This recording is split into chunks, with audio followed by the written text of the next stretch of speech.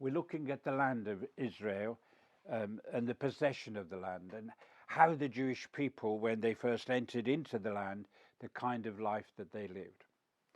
They had the 40 years of wandering around in the wilderness, as we know.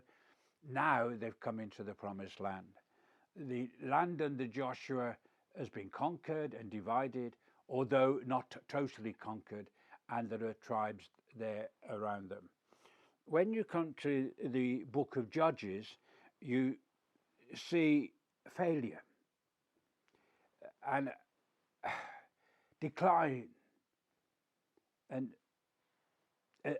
the new generation that had come out of Egypt for the next 20 years, the older generation, those that were now in their 40s, now come into their 60s, they had been faithful to God.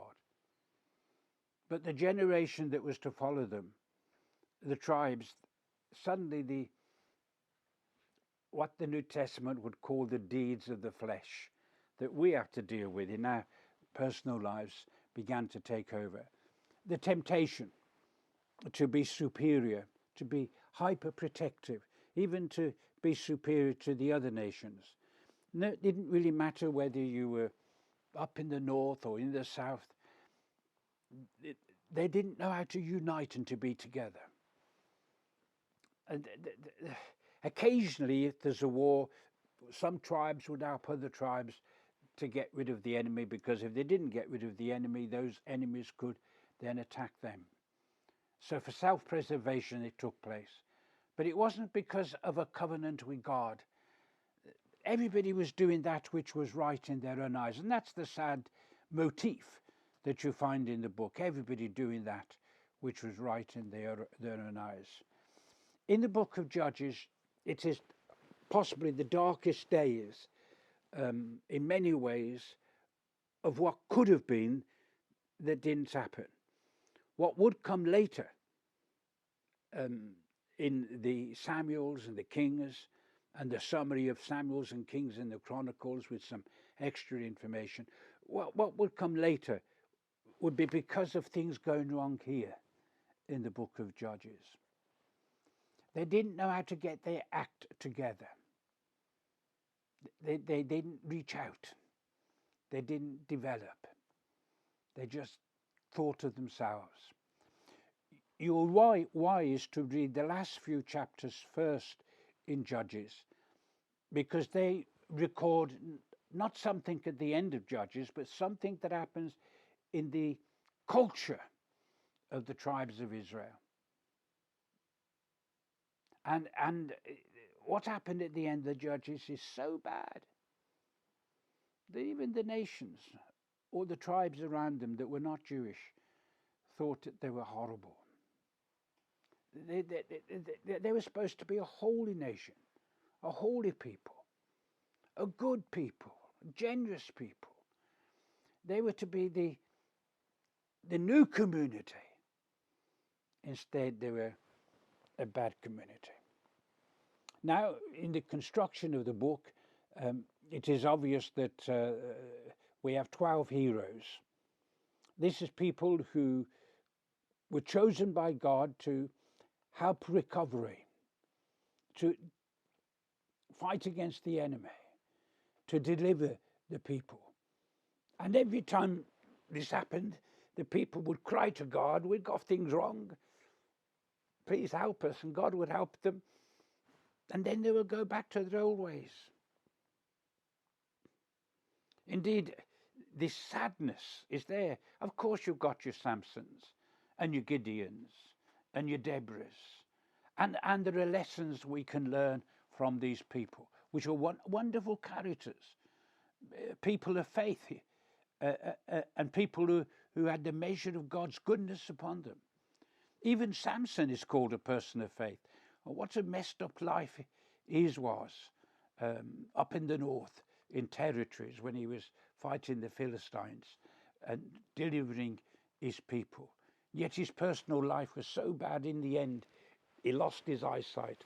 And of course, as you know, in his death, he brought down the temple. There are stories that are worth telling and remembering and seeing. So what do you learn when you begin to have the book of Judges? Well, you learn that it's so easy to forget God. That's a big lesson to learn. Now, as I look back on my past life, as it's 67 years at this moment of being a Christian, has there been times in my life when I forgot God? Yes. And I'm going to just mention how. The first way in which I forgot God was on a regular basis when I was so busy doing other things.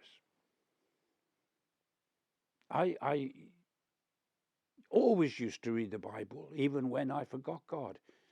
But there seemed to be fast reading of the Bible. The meditation side of the Bible was the first thing to go.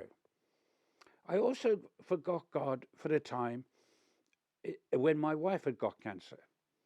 I had a time when I just didn't want to know.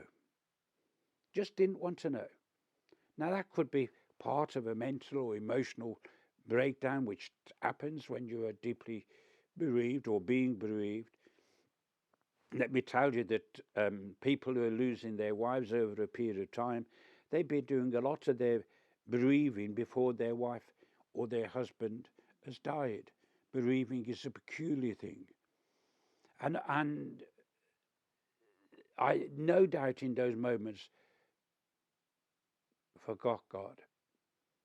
But I have to, when I look back, tell you that one of the things that hadn't been forgotten is that other people who knew me prayed for me regularly, prayed for me. And that was a good thing. But the forgetting of God is easy. And the reason why we should read our Bibles and pray and be in fellowship with God's people is because it is so easy to forget. The message of Judges, it's easy to forget. Easy to forget. The second thing is the leaders they followed.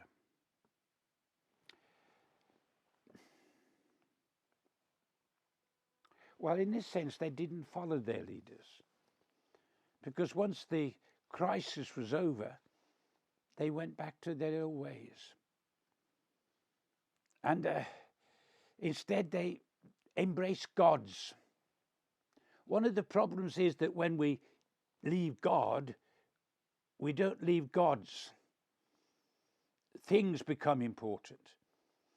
Situations become important. The way we live our lives become important. Our associations with other people become important.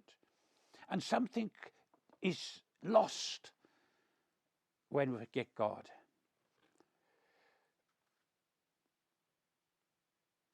And the last thing that the book of Judges jumps out at me